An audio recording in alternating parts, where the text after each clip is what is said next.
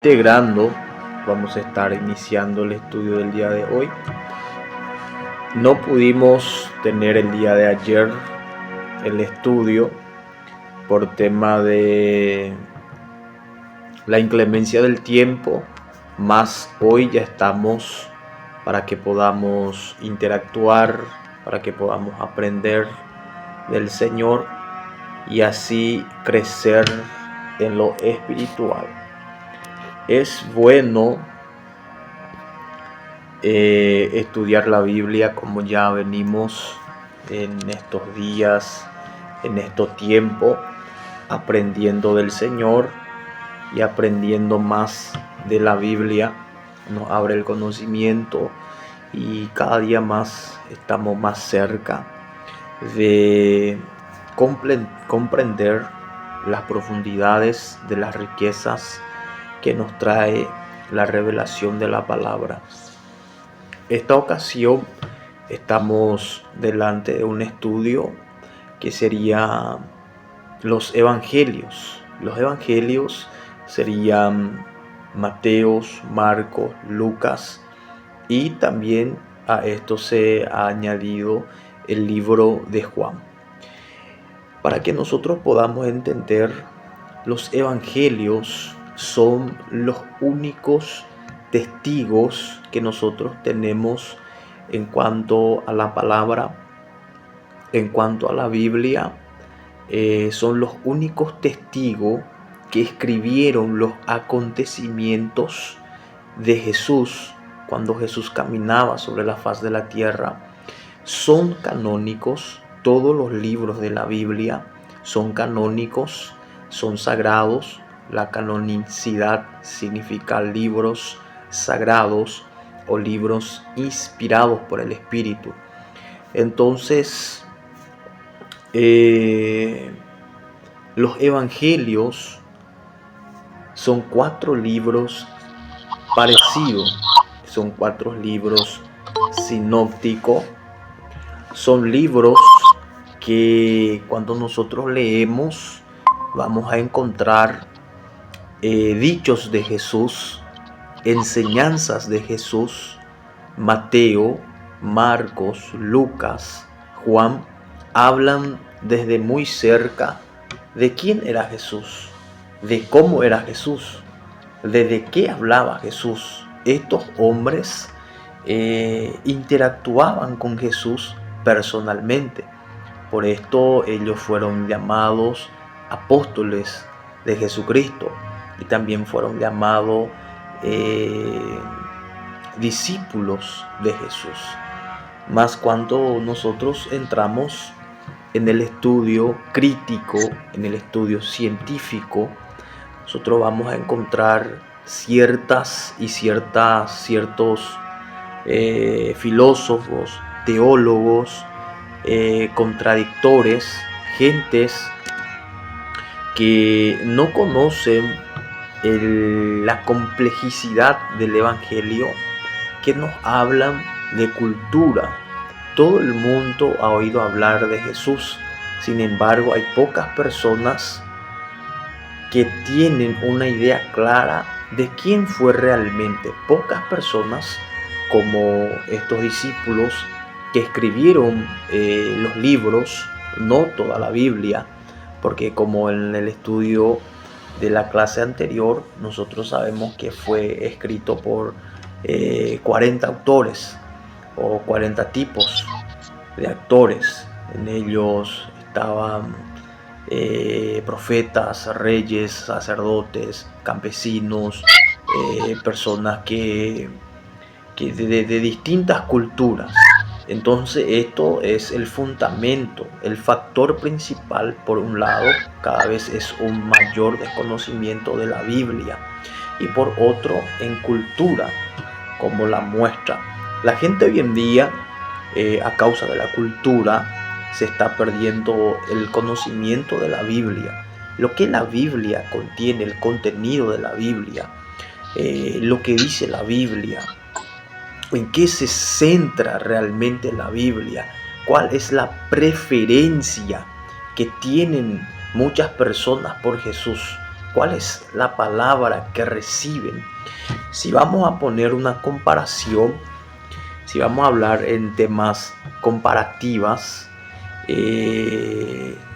no quiero dar ejemplo porque hay gentes con mentalidades flacas, débiles, pero si ponemos un actor de película o un actor de novela, o puede que sea mismo una película o una novela, la gente hoy en día está cambiando la Biblia por novedades, nuevas novedades. Es por esto que hoy en día las redes sociales han influido de una manera muy grande en cuanto a la sociedad, en cuanto al crecimiento muy rápido, porque la gente está buscando novedades. La gente mismo busca querer tener personas que lo siguen, personas que debaten sus conocimientos. Entonces Jesús está siendo cambiado por novedades, por películas, por pasatiempo, pero nosotros tenemos que centrarnos en conocer profundamente la Biblia. Los evangelios, el tema de hoy, los evangelios, los 4 evangelios, nos va a traer un acercamiento a Jesús, un ejemplar de cómo era Jesús, de qué hablaba. El resultado de todo lo que está ocurriendo hoy en día es preocupante. ¿Por qué es preocupante? Porque la gente está buscando más lo terrenal y no están conociendo. Si todos conociésemos el evangelio que estamos siguiendo, seríamos distintos, pensaríamos distinto, hablaríamos distinto, accionaríamos distinto, veríamos las cosas de una forma diferente. Entonces la situación, ¿cómo se ha llegado a esta situación? En primer lugar, porque son pocas las personas que están dispuestas a hacer ni siquiera un pequeño esfuerzo intelectual para averiguar qué evidencias históricas y documentales hay sobre la persona de Jesús. La gente, cuando nosotros realmente es preocupante, nos preocupa, porque a la gente ya no les preocupa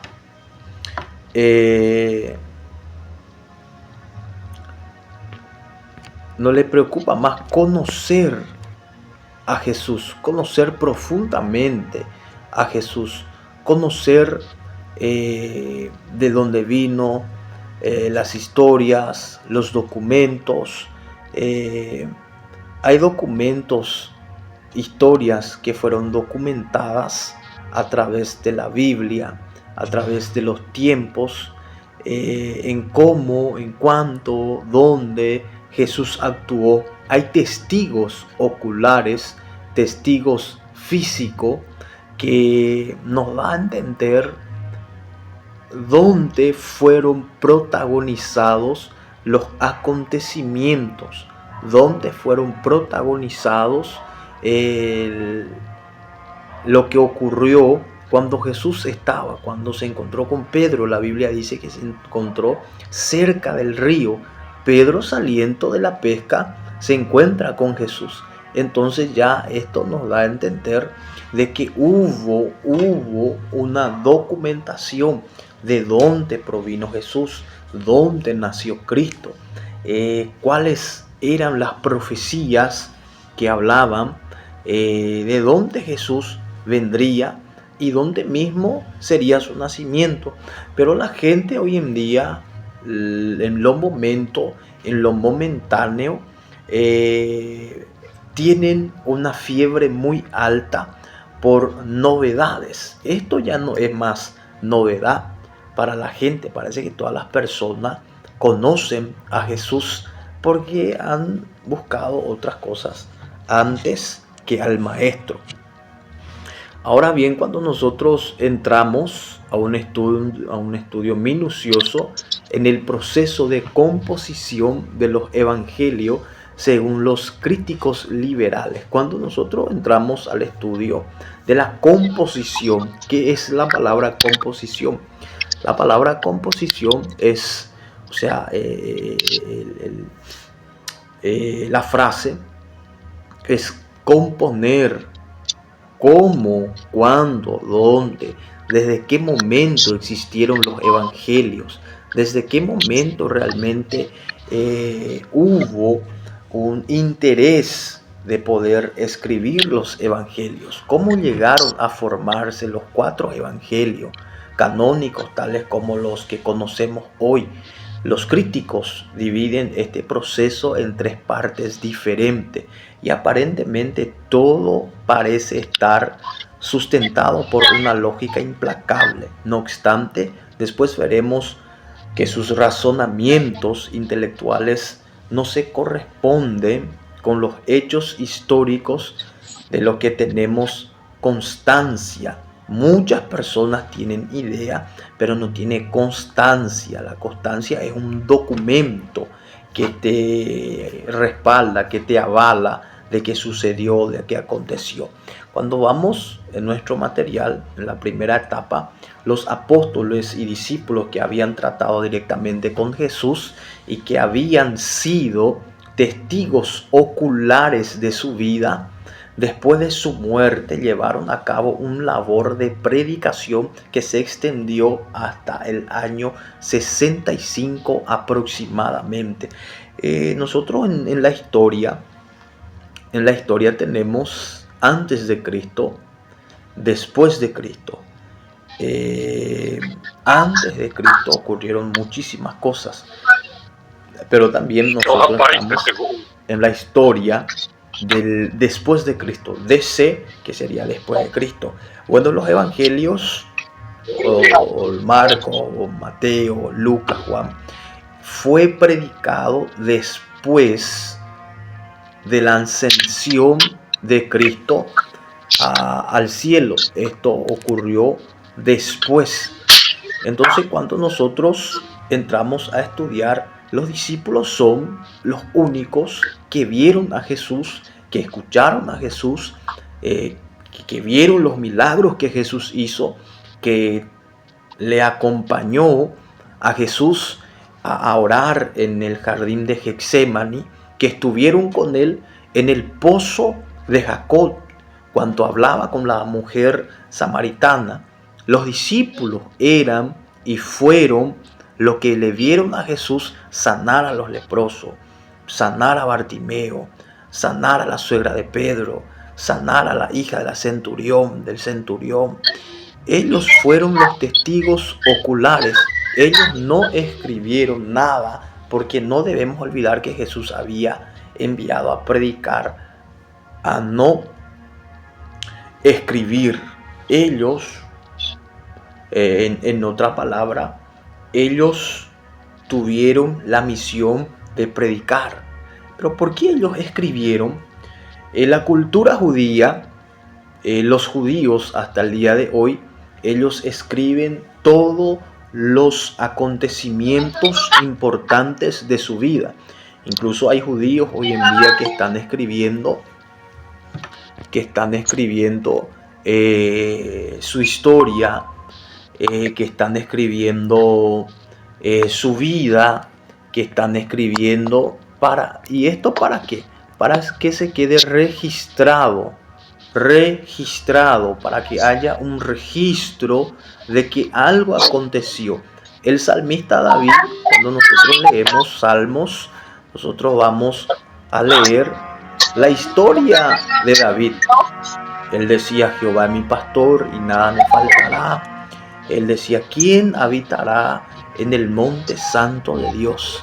David escribía lo que él vivía. Entonces los judíos tienen una costumbre, una cultura de escribir todo lo que ellos hacen y lo que viven por etapa por etapa.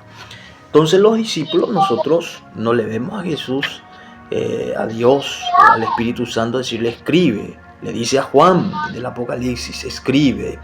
Le dice a Daniel escribe, sella este libro hasta el día que acontezca. Pero a los discípulos Jesús le dice: id por todo el mundo y predicad el Evangelio. Esta predicación sobre Jesús daría lugar que sugiera lo que se ha llamado la primera tradición oral. Fue también en este momento cuando se produjo la primera distorsión a los hechos, ya que en la memoria no puede preservar con precisión los hechos y mucho menos los dichos de los cuales ha sido testigo. En la segunda etapa, en nuestro material, la mayoría de las historias y los dichos de Jesús eran recordados como párrafos orales independientes que eran alterados según las necesidades de las diferentes iglesias, sin tener mucha preocupación por las bases históricas del material. Esto es lo preocupante. Cuando vamos a hablar de la interpretación se utiliza la exegesis, no la eisegesis. La palabra exegesis es la correcta interpretación de los textos sagrados. Repito, la palabra exegesis es la correcta interpretación de los textos sagrados. Pero la eisegesis es forzar al texto a decir lo que no dice. Repito, la eisegesis significa forzar al texto a decir lo que no está diciendo. O sea, la buena interpretación a la mala praxis. La mala praxis es una interpretación errónea o una interpretación equivocada. Esto es la mala praxis. Y la gente que no conoce la historia bíblica, la gente que no conoce la historia de Jesús, los dichos, los acontecimientos, en vez de una correcta interpretación, caen a la mala praxis. Y la mala praxis es un peligro para lo espiritual, porque hay gente que carnaliza muchas historias o espiritualiza muchas historias y interpretaciones de la Biblia Sagrada y caen a una mala doctrina de hombre o doctrina de una secta. Es por eso que hoy en día hay muchas sectas, porque las personas han caído a la mala praxis, han caído a la mala interpretación o a una interpretación errónea o una interpretación equivocada. Amén. Entonces, en la tercera etapa se llega finalmente a la composición de los evangelios tal como los conocemos hoy. Nosotros hoy tenemos los 4 evangelios en un tomo de un libro. Anteriormente se escribieron en distintos tipos de materiales, de papiro, de pergaminos. Eran libros infinitos, o tal vez lo que nosotros hoy tenemos como Biblia eran bibliotecas. Biblioteca de Mateo, biblioteca de Marcos, biblioteca de Lucas, biblioteca de Juan, porque era muchísimos capítulos. Ahora nosotros tenemos en un tomo todo lo canónico, todo lo inspirado, tenemos en libro. Para ello, los editores unirían las diferentes recopilaciones existentes, empezando seguramente por el relato de la pasión y muerte de Jesús, al que añadirían otro con sus palabras, en particular las parábolas y las controversias, y otro más con sus obras, relatos de sanidades y milagros. Hubo una idea de composición, ya que eran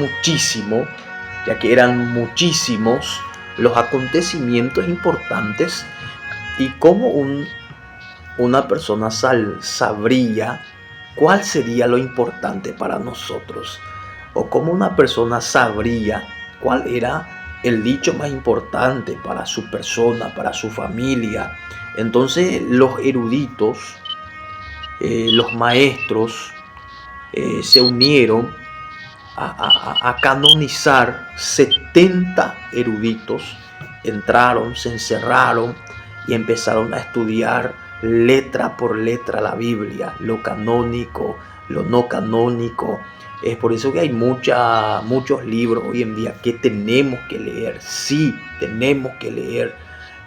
A veces nosotros nos quedamos solamente en la Biblia, pero yo como predicador, yo ya leí muchísimos libros en la que encuentro pasajes históricas como la historia de Flavio Josefo, el historiador judío, como la historia de muchos otros que no tenemos en la Biblia. En la Biblia tenemos acontecimientos, tenemos palabras espirituales, pero no tenemos cuándo, cómo, dónde, a quién se refería, si es doctrinal o si no es doctrinal. Todo esto nosotros tenemos que cuidar.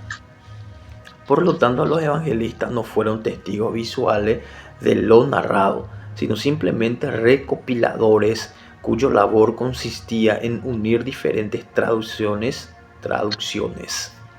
Su propósito era componer una obra literaria con intenciones teológicas, absolutamente desligada de elementos históricos. Esto estábamos hablando. La Biblia o los evangélicos no tiene acontecimiento histórico, sino que solamente es teológica. La Biblia es teológico. La Biblia no es un libro, histórico. Es por eso que a veces leemos Reyes 7, Primera de Reyes 7, encontramos una historia espectacular, pero solamente abarca un capítulo. No tiene el siguiente párrafo o la continuidad. Capítulo del número 2 ya es otra historia. Capítulo del número 3 ya entra Salomón. 4 ya entra Jeroboam.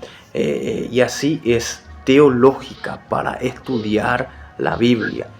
La teología sería el estudio o tratado o la ciencia que estudia las cosas de Dios. Esto es la teología.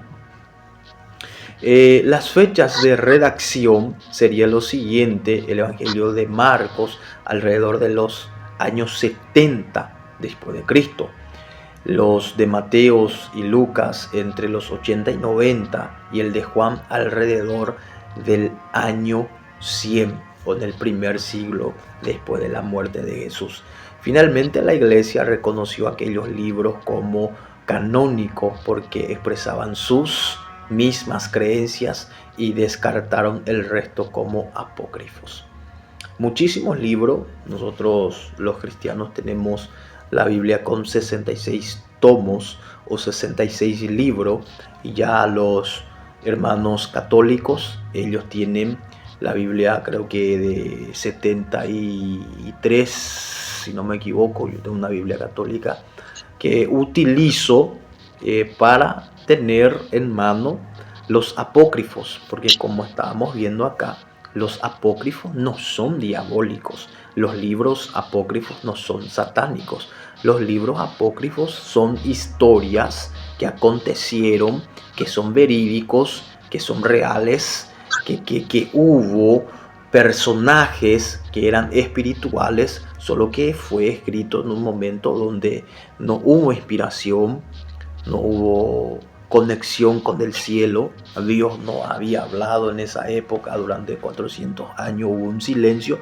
Entonces en aquella época se escribieron los apócrifos. ¿Cuáles son sus presuposiciones de los críticos?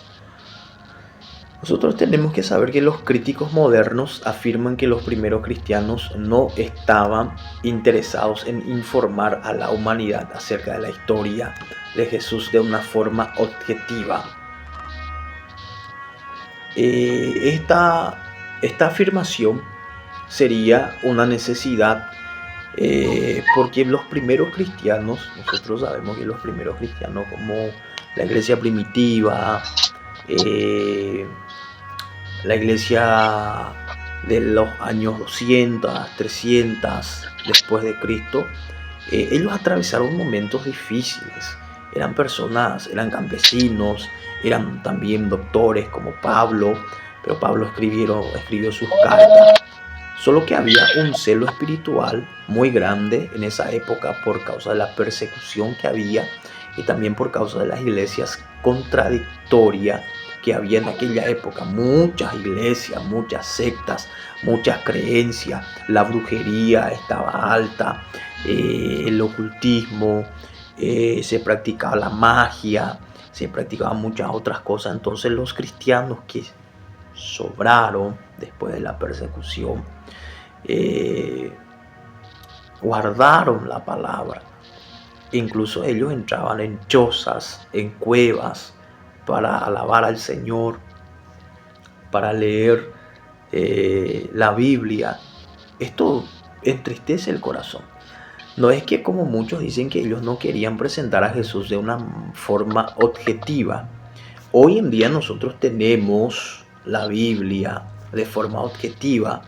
Cuando leemos Mateo 11:29, si no me equivoco, la Biblia dice: venid a mí todos los que están cargados y cansados, o cansados y cargados, y yo los haré descansar. Es una frase objetiva.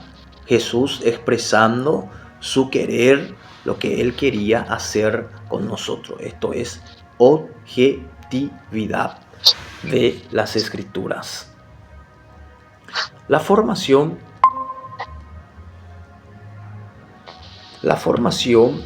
de la Biblia. El Jesús histórico fue el hombre que desafió las costumbres religiosas de esa época, pero el que no se le atribuye nada sobrenatural.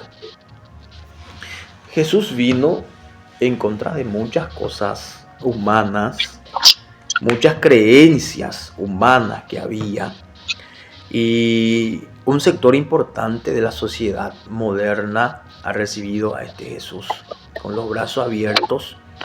Este éxito se debe a que hay tantas versiones del personaje histórico como religiones o ideas. Hoy en día nosotros, cuando hablamos con cualquier tipo de persona, todos le quieren a Jesús. Todos, incluso hasta los satanistas, los brujos, no sé, todos le quieren a Jesús, porque se le presenta a Jesús con un amor incondicional, que esto es lo que Él es un Dios de amor, es el Hijo de Dios, es la expresión del amor del Padre. Pero cuando nosotros hablamos con una persona que a la vista humana parece que no ama, no quiere a Jesús, pero todos te van a decir: yo quiero a Jesús, yo amo a Jesús. ¿Por qué? Porque a todos se le presentó un Jesús de acuerdo a las ideas de ellos. O sea que para todos hay un Jesús. Es lo que está aconteciendo hoy en día. Para los tibios, para los fríos, para los que se esfuerzan, para los que vienen, para los que van, para los que no quieren, para todos se le está presentando un Jesús de acuerdo a lo que ellos son.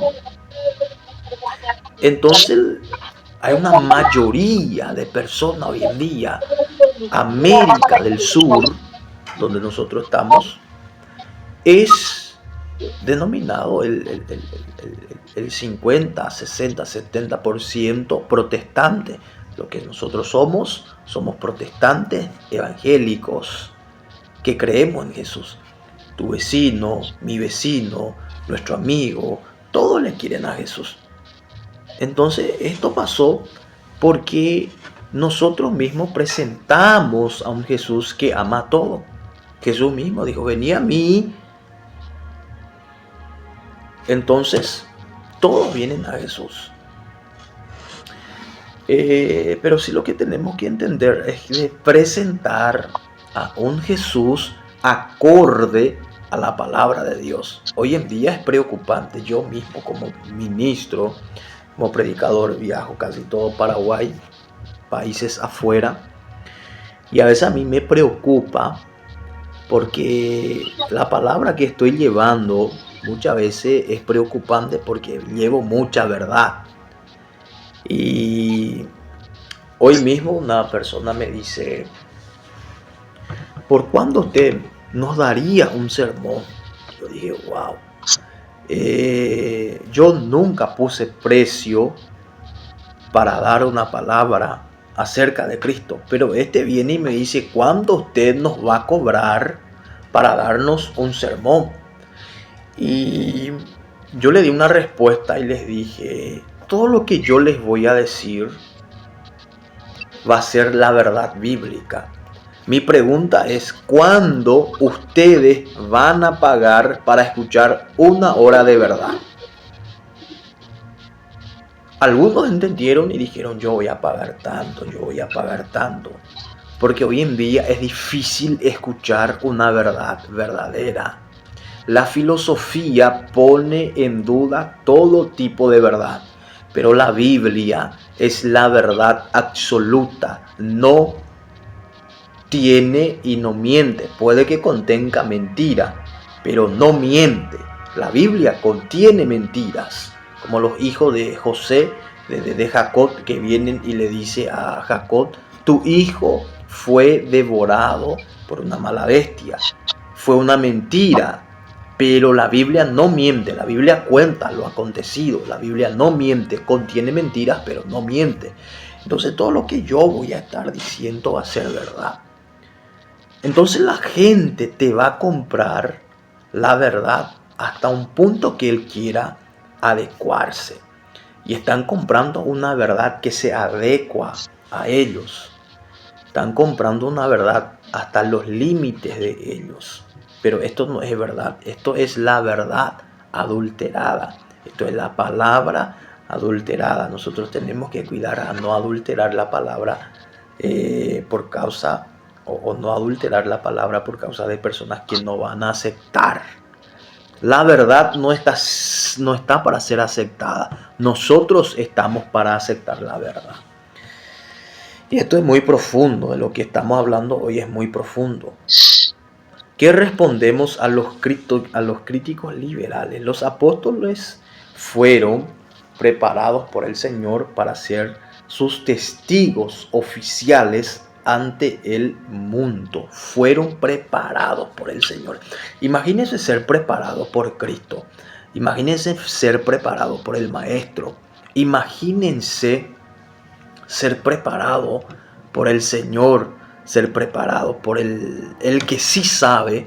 Yo le preparo a muchas personas a nivel nacional, a nivel internacional, incluso en estos días me llaman, les cuento esto, que me gusta contar mi éxito a las personas que quieren escuchar el éxito de los demás.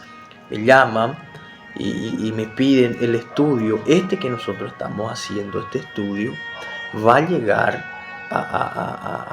al cuerpo de los policías nacionales de Paraguay, porque hoy en día el evangelio está siendo implementado para también los profesionales, como diputados, gobernadores, policías, autoridades, comisarios, coroneles, a todos los que quieran. Entonces ellos también están añadiéndose al estudio, y esto es una bendición. Y yo quiero que ustedes también se animen a profundizar más la palabra de Dios. La primera cosa que no podemos aceptar es la afirmación que hacen los críticos en cuanto a que los apóstoles no estaban interesados en afirmar a la humanidad acerca de la historia de Jesús en una forma objetiva, como estábamos diciéndola. Ellos piensan que los profetas, los apóstoles, los discípulos no querían que nosotros somos la humanidad, nosotros somos los receptores y ellos son los que emiten, los emisores. Ellos piensan que ellos no querían que nosotros tuviésemos la verdad objetiva. Nos preguntamos en qué basan sus conclusiones, porque su postura ignora una serie de evidencia que debemos analizar en detalle. Marcos Vamos a estar leyendo el libro de Marcos, capítulo de número 3 y el verso de número 13. La Biblia dice: después subió al monte y llamó así a los que él quiso, y vinieron a él y estableció a 12 para que estuviesen con él y para enviarlos a predicar y que tuviesen autoridad para sanar enfermedades y para echar fuera demonios. A Simón, a quien puso por sobrenombre Pedro, a Jacobo hijo de Zebedeo y a Juan hermano de Jacobo, a quienes apellidó Boaner. Esto es hijo del trueno, a Andrés, Felipe, Bartolomé, Mateo, Tomás, Jacobo, hijo de Alfeo, Tadeo, Simón, el cananista, Judas Iscariote, el que le entregó, y vinieron a casa. No sé si entendieron lo que estoy leyendo. Después de esto, dice el verso número 13, subió al monte y llamó así a los que él quiso. Él primero cualificó cualidades. Estos hombres tenían cualidades de andar con el maestro. Luego él los calificó para hacer actos de ser, primero, seguidores de Jesús; segundo, a ser discípulos de Jesús; tercero, a ser apóstoles de Jesús; cuarto, a ser predicadores y enviados, misioneros, mensajeros de Cristo Jesús. Es interesante aprender. Primero, ellos fueron llamados a ser seguidores de Jesús, repito. Segundo, a ser discípulos de Jesús. Tercero, a ser apóstoles. Cuarto, a ser enviados, mensajeros, predicadores y también misioneros. Hechos capítulo de número 1, ya estamos concluyendo. Hechos capítulo de número 1, en el verso de número 21 y 22, dice: es necesario pues que de estos hombres que han estado juntos con nosotros todo el tiempo que el Señor Jesús entraba y salía entre nosotros, comenzando desde el bautismo de Juan hasta el día en que de entre nosotros fue recibido arriba, uno sea hecho testigo con nosotros de su resurrección. Ellos buscaban a todas las personas, como nosotros vemos que hubo más discípulos, pero Jesús escogió 12. Hubo muchísimos discípulos, muchísimos seguidores que le seguían a Jesús, pero él escogió de estos 12. Los 12 formaban los 12 discípulos, pero habían muchísimos más. Cuando nosotros leemos Camino a Emaús, nosotros vamos a encontrar dos discípulos que no están acá, que no están en Marcos 13, ellos no están ahí, pero también eran discípulos. Entonces hubo muchísimos discípulos y ellos buscaban para que sean testigos oculares, porque sin testigo, Levítico habla de testigo, Deuteronomio habla de testigo, el Antiguo Testamento habla de testigo. Entonces ellos, ahora que Jesús ascendió al cielo, estamos hablando de los evangelios, ellos cuando Jesús asciende al cielo, ellos necesitaban de testigos que pudieran testificar con ellos que Jesús estaba con ellos, que Jesús ahora ascendió al cielo y que hizo muchísimos milagros. Eso traería la validación de lo que ellos estaban hablando. Nosotros tenemos hoy en día como testigo la palabra. Tenemos la verdad, que es la palabra, y también la palabra mismo testifica de sí mismo. Entonces es interesante el estudio que estamos dando el día de hoy. Está siendo grabado. Yo después voy a estar alzando y enviando nuevamente a los alumnos. Los evangelios canónicos fueron escritos por los apóstoles bajo supervisión. Los críticos modernos afirman que los evangelios son obras anónimas formadas en las primeras comunidades a partir de la tradición oral en un momento en que ésta ya había sido adulterada. muchos pensamientos de pensadores que piensan que la palabra, los evangelistas también no eran personas analfabetas e ignorantes. Hubo sí personas que no tenían conocimiento, pero lo que ellos escribieron no son filosofías. Lo que ellos escribieron son acontecimientos, no eran y no fueron filosofías. Ellos no escribieron ciencia, ellos no escribieron química, nada de eso. Ellos escribieron acontecimiento. Nosotros cuando leemos la Biblia nos habla de que llegó, de que vino, de que estuvo, de que habló, de que dijo. Entonces los evangelios son los testigos oculares de Jesús que presenciaron cuando Jesús limpió el templo, el alboroto en el templo. Todo esto son testigos oculares. La forma de escribir de Lucas es diferenciado. El libro de Lucas es diferente. Entonces, la forma de escribir de Lucas y la referencia al excelentísimo Teófilo nos confirman en el hecho de que no todos en la iglesia primitiva eran analfabetos. De hecho, tenemos que Lucas afirma que hubo muchos que lo habían intentado antes que él. Por otro lado, fijémonos que Lucas se propuso elaborar un relato escrito a nivel histórico que siguiera las reglas de la historiografía helenística. Primeramente, investigado todas las cosas por un mismo, es decir, realizar una documentación, examinar las cosas desde sus orígenes, es decir, retrotraerse lo bastante como para entender en qué punto entra Jesús en la causa y efecto de la historia. Imagínense lo que Lucas quiso hacer.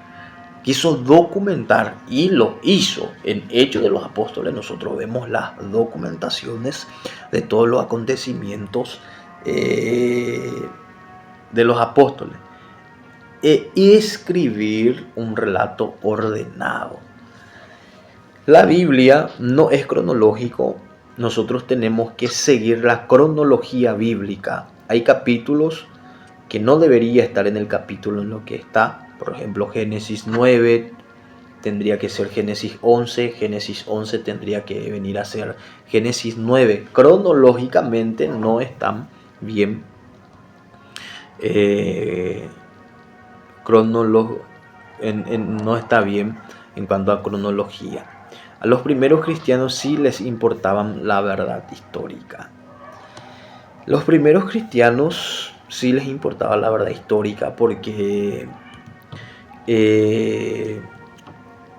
así ellos podían verificar el acontecimiento, si sí aconteció. Es por eso que cuando vinieron los familiares de Jesús, ellos se identifican con él y le dicen a la multitud: nosotros somos su familia. Entonces los discípulos le comunican a Jesús y le dice: tu padre y tus hermanos te quieren ver. Se identifican con la historia de Jesús. Entonces los primeros cristianos se identificaban con Jesús a través de la historia. Los evangelios no surgieron a raíz de la enseñanza de las primeras iglesias. Esta es una teoría que no se sostiene ante un examen minucioso. Destaquemos algunos puntos. ¿Por qué introducir en los evangelios y materiales irrelevantes para los problemas de las primeras iglesias donde supuestamente se formaron los evangelios? Por ejemplo, las controversias de Jesús con los fariseos en temas como los días de reposo no eran relevantes en las fechas en que se escribieron los evangelios, según los propios críticos liberales. En cualquier caso, ¿de qué servirían historias y dichos ficticios para resolver problemas reales? La gente quiere historias ficticias, historias de la mente, o más bien ideas humanas. Pero ¿de qué nos serviría a nosotros? Por lo tanto, alegar que en medio de sus disputas y preocupaciones los primeros cristianos crearon afirmaciones y las atribuyeron a Jesús no cuadra con la evidencia del Nuevo Testamento, no cuadra. En fin, ¿son realmente posibles los milagros?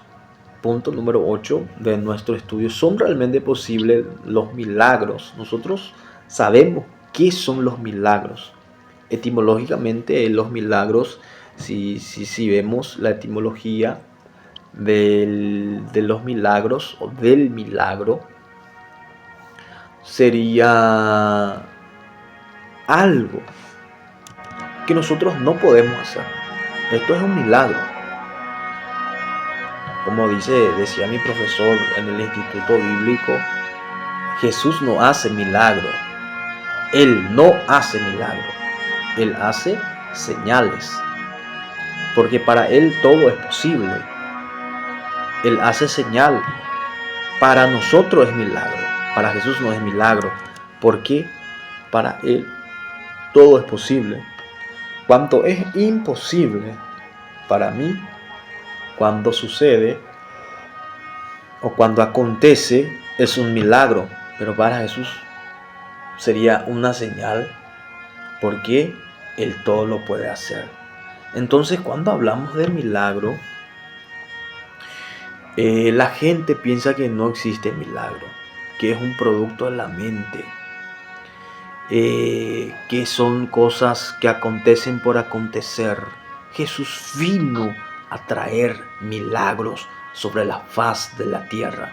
Y personas que no creen en milagro son personas que nunca han leído la Biblia. Personas que no creen en milagro son personas que nunca han doblado su rodilla, porque despertar con aliento de vida es un milagro. En este mundo de tantos virus, de tantas enfermedades, nosotros nos acostamos, como dice la Biblia, en paz me acostaré y asimismo dormiré, porque tú le dice al Señor. Entonces, cuando hablamos de milagros, nosotros somos milagros andantes sobre la faz de la tierra. Vamos a estar lecturando el último versículo en esta noche para estar terminando. Segunda de Timoteo, capítulo de número 3, y en el verso de número 16, la Biblia dice: toda la escritura es inspirada por Dios y útil para enseñar, para redarguir, para corregir, para instruir en justicia, a fin de que el hombre de Dios sea perfecto, enteramente preparado para toda buena obra. Qué lindo realmente es estudiar la Biblia. Lo poco que le damos tiempo, lo poco que estamos estudiando, estamos aprendiendo muchísimo.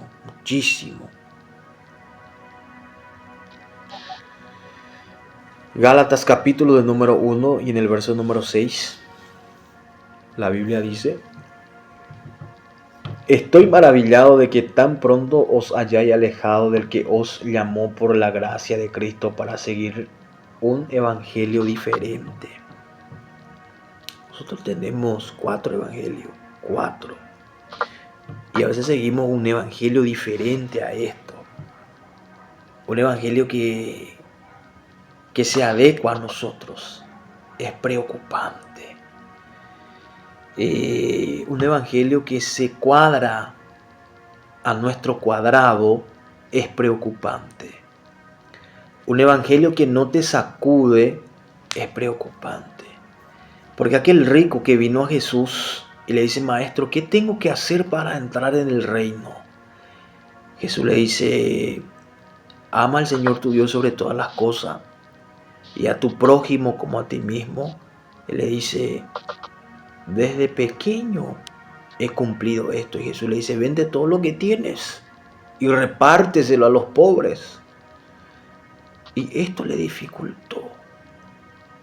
Cuando te dificulta creer, es ahí donde tienes que darte cuenta de que sí llegaste a encontrar el Evangelio. Aleluya. Cuando te dificulta creer, es que cuando te encontraste con el verdadero Jesús. Porque creer un Jesús que te han dicho por ahí es fácil. Creer a Jesús que se encuentra contigo y te dice, tienes que nacer de nuevo. Qué lindo, ¿eh? Qué lindo. Qué lindo.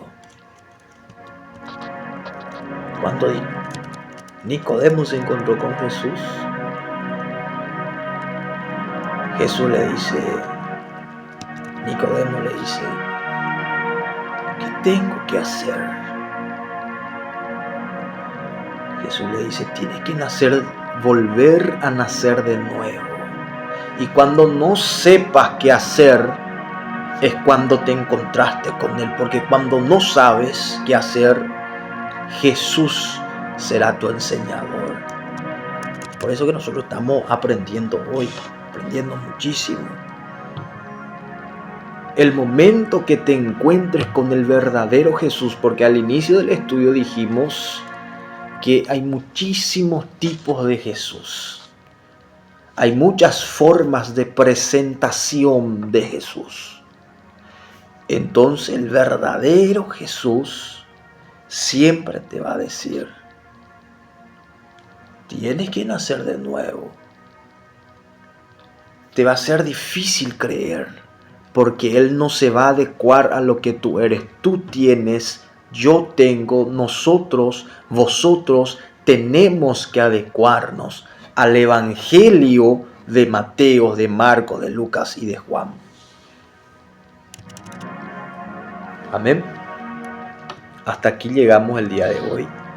No quiero extender mucho porque muchos de los alumnos no entraron con nosotros. Vamos a quedarnos por acá. No, ya estamos en el final del estudio. Pensé que no íbamos a concluir, pero ya está concluido el estudio de los evangelios también, de la introducción al evangelio. Ya está concluido. Entonces, bendiciones a los que están conectados. Ya en minutos yo voy a estar preparando para poder enviarles el enlace también para que vuelvan a ingresar. Dios bendiga a la hermana María, a la hermana Bernarda, el pastor Junior Castillo, la hermana Liz, por estar con nosotros en este en vivo del día de hoy. Así que Dios bendiga muchísimo vuestras vidas. Dios les bendiga en esta preciosa noche. Y vamos a estar siguiendo con el estudio. Yo les bendigo en esta preciosa noche. Padre, bendiga a cada uno de los que estuvieron conmigo en este estudio del día de hoy. Y ya en breve, Señor, estaré colocando esto para que más alumnos puedan ir aprendiendo a través de la tecnología. En el nombre de Jesús, yo los bendigo. Entonces quedamos hasta el próximo miércoles.